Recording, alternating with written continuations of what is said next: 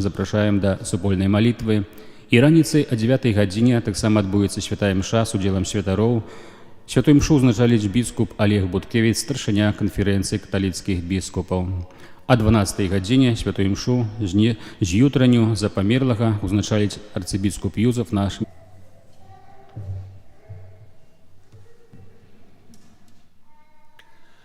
Шчыра дзякую ўсім за гэтую супольную малітву, за тое, што мы маглі разам сёння распачаць гэтае малітоўнае адчуванне цэлебрацыі этой Еўхарыстыі.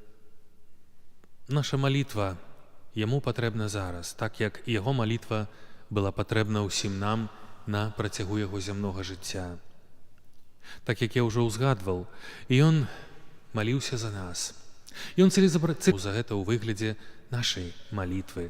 Малітвы, малітоўнай памяці, малітоўнага адчування за нашага святара. А цяпер прыміце Божае благаслаўленне. Пан з вамі. Нехай імя Пана будзе благаславіць Бог усемагутны, Айцец і Сын, і Дух Святы. Ідзіце ў супакоі Хрыста.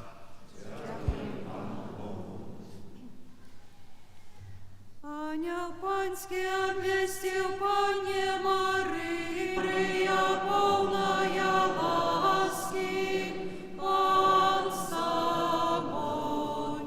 Благословленная ты между женщинами, и благословленный плод лона Твоя.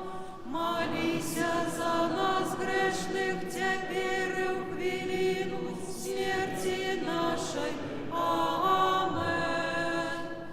Восия слуга моего Пана, Дай Мария, полная ласки, Пан с тобой.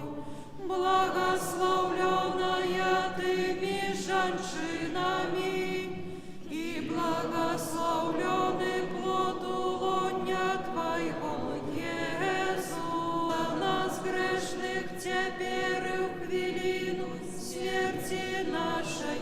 Амен. А слово сталося телом и жило между нами. Видай, благословленная ты между женщинами, и благословленный плод лона Твоего, Иисус. Святая Мария, Мать смерти нашей. Амен.